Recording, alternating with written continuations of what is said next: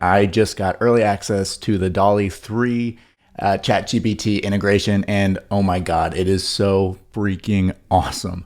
Let me show you. I'm going to get into my computer and show you just a couple of things. I obviously am not a pro with it yet because I just got it, so I'm not going to pretend to be, but I'm going to show you some of the stuff that it's creating already that are like professional outputs, even for someone like me who just started using the integration. So let's get into my computer and I'll show you some of the cool things that I've been able to make over just the last 24 hours. And I can't wait for all of you to get access to it. If you already have access, let me know down in the comments. I think that it is for pro subscribers only. And then even on that, it's just a few people and it's just random. The guy didn't do anything to deserve it. I don't have the reverse image functionality yet. So if you have that, maybe they're giving that to people and then Dolly to some people. I don't know. But to see if you have it, just come up here when you're in ChatGPT, go up here to the GPT-4 and then come down and see if you have this Dolly 3 beta, right? And then just select that. Okay. So it's essentially just going to let us give it prompts and it's going to output images. And the cool thing is that it's actually outputting images with pretty decent text. There's still a lot of errors and glitches like typos, and it doesn't really totally understand the concepts I'm trying to ask for it, but it comes very, very close. So let me give you one example. The first thing I did was I wanted to create a Venn diagram I said, draw a Venn diagram. This was the first one I did. I said, draw a Venn diagram of people who want six-pack abs versus people who actually have them. So I have this theory that like no one actually really truly wants six-pack abs because if they did, more people would have them. I Googled, it's like 1% of people have them. I am not included in that group. If you are, congratulations. But it gave me this. And obviously there's some mistakes with it. Like the Venn diagram shouldn't be overlapping. Shouldn't be just overlapping. It should be like a small circle of people who have abs because all of them want it. Probably, I'm guessing. Maybe tiny percentage of them don't want them. It would be odd. But up here, the text is correct. We have some spacing issues. It does show it is a Venn diagram. These arrows don't really need to be there. It doesn't really mean much. We have some typos here, like it says peepee and peels, right? But it is a great start. And if I wanted to, I could just download that and then I could open it up in like Canva and just kind of crop all that stuff out, do whatever I wanted to do there. Obviously, you're going to have some weird stuff like the colors. The more you look at it, the it gets, but that's okay. It's a good start. All right, so then here I said, that's amazing. Can you change the text on the bottom to say who actually have six-pack abs?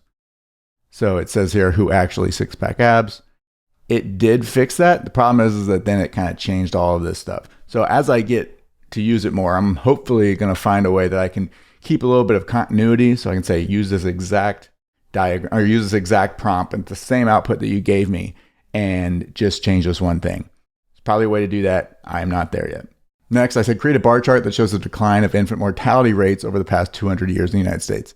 Sorry, it's kind of dark. I'm writing a blog post. And it did create this cool looking thing. But again, the more you look at it, the it gets. Like, it doesn't actually really correspond to the data. Right? So then I said, all right, so please make a minimalistic version. Instead of bars, just use lines. It should make it, and it should look like it was drawn with a pen. So that part they nailed. This looks super, super cool. That being said, the data also is nonsensical. 180 starts, they got the years right. I don't know what the hell Dido is, right? So this is the beta version. The fact that it's getting close to me is so extremely exciting because it's combining multiple things, right? Like the text is one thing, but to combine text with the understanding of the image, it's going to take a while for it to be really, really good and to really understand, maybe even understand better what we're trying to say than we do. But for now, I am very, very excited about this. So data is going to be a while. Thumbnails, let's go to the next thing I did. So I'm writing a book and I'm going to be using sketch doodles in the book. So I wanted to see what it could do. So I said, a sketch doodle, cartoon style drawing. And basically, I didn't use Dolly 3 before this a lot. I used Midjourney, but the prompts are very similar. You could probably use the exact same prompts and the outputs will be obviously different. I think Dolly 3 is better with text and information, but you can mess around with them both. I don't have the experience with Dolly 3 to really tell you right or wrong. on any of this, but here, a sketch doodle cartoon style drawing of two people negotiating a sale. Make it look like they're in a warehouse with packages around them, right? This one's super good. I was trying to find things that were messed up. Like with AI art, like the more you look at it, the weirder it gets. But this was really good. Like I can stare at this for quite a while and I don't see anything crazy. Like sometimes if you look, you'll start to see like an extra hand or like 9 fingers or like, you know, something just floating or something that's clearly not what I wanted. But I have noticed when I say minimalism, it does do a better job of that. When you get hyper realistic, that's when you start to get these weird extra things that do make it look like it was AI generated. This looks like a pencil sketch drawing. This is good. That's not exactly what I wanted. Like I actually wanted doodles, like stick figures, which I should have said. And then I'm working with someone and he actually kind of looks like Mark Zuckerberg, Corey Ghana. And I said, make one of them look kind of like Mark Zuckerberg. It did. It's still good. That's good. I like that. But it didn't totally nail it, but it's a good start. And then again, if you want, you can just download these and then you're free to use them. Where the world goes with copyright laws and all this stuff, I don't know. But as for now, I'm using them. Okay, I did a few more here. Let's go up to the top. I said a stick figure doodle drawing of a person scanning UPC codes in a warehouse. So these are pretty good. Clearly stick figure doodle drawings. This one has a lot of depth. I noticed that after I did my first round, it started to give me 4 outputs at a time like you would get with Midjourney, which was cool. 4 outputs is better than 1. And it didn't say anything down here at the bottom, but I noticed the more I used it, the more it started to get like Midjourney. It started to actually give me like explanations of the 4, like right here. So this one tells me 1, 2, 3, 4, and it talks about each of these, right? So that way I can be like, I like number 4, but can we make it a little bit more minimalistic? Something like that, which was helpful because before I was saying like bottom right, bottom left. In Midjourney, it would go 1, 2, 3, 4 clockwise, right? I'm guessing that's what this does too. But yeah, very smart.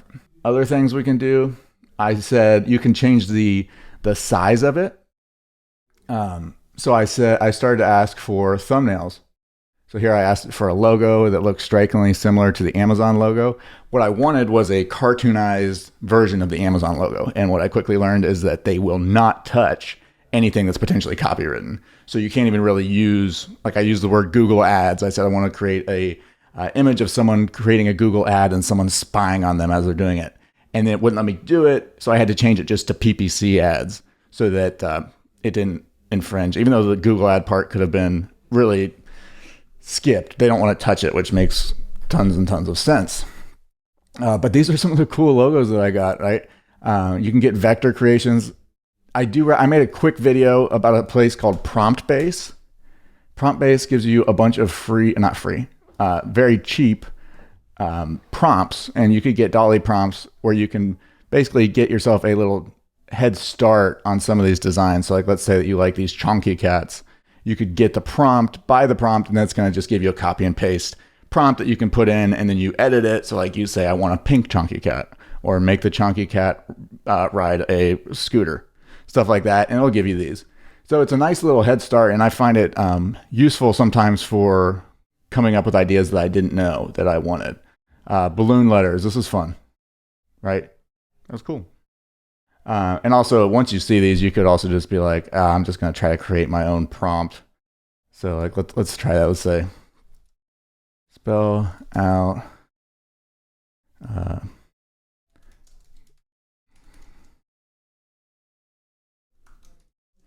my buddy Chris Grant just got his vows renewed.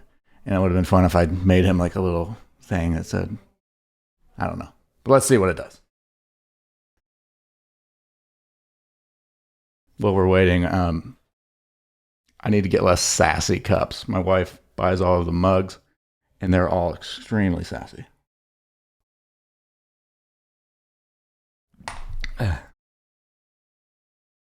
And what I love about Dolly and AI art in general is how cool it will create things, even with very minimalistic prompts. Like obviously, the better you get at the prompts, the closer you can get. Wow, this is cool.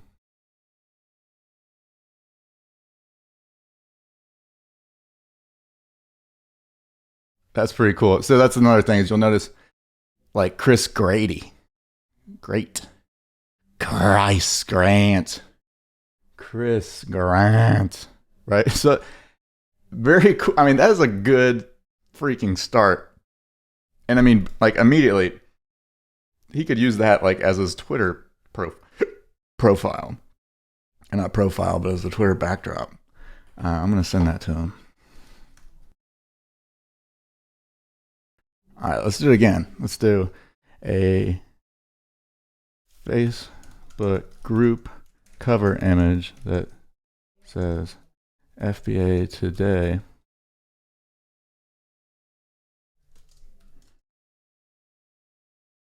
The style.